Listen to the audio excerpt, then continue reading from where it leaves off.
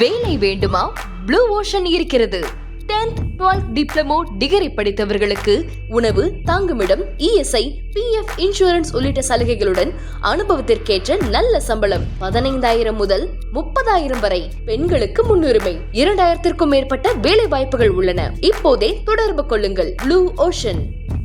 அமைச்சர் செந்தில் பாலாஜியின் சகோதரர் அசோக்குமார் சுமார் 2 வருடமாக தலைமறைவாக இருந்த நிலையில் இன்று சென்னை முதன்மை அமர்வு நீதிமன்றத்தில் ஆஜராகியுள்ளார். போக்குவரத்து துறையில் பணி நியமனத்திற்கு பணம் பெற்றது தொடர்பான அமைச்சர் செந்தில் பாலாஜி மீதான சட்டவிரோத பண பரிமாற்ற வழக்கில் அவரது சகோதரரான அசோக்குமாரை நேரில் ஆஜராகும்படி கடந்த மார்ச் 25 அன்று சென்னை முதன்மை அமர்வு நீதிமன்றம் சம்மன் அனுப்பியிருந்தது. இந்நிலையில் நீதிமன்றம் குறிப்பிட்ட ஏப்ரல் 9ஆம் தேதியான இன்று அமைச்சர் செந்தில் பாலாஜியின் சகோதரர் அசோக்குமார் சென்னை முதன்மை அமர்வு நீதிமன்றத்தில் தற்போது ஆஜராகியுள்ளார்.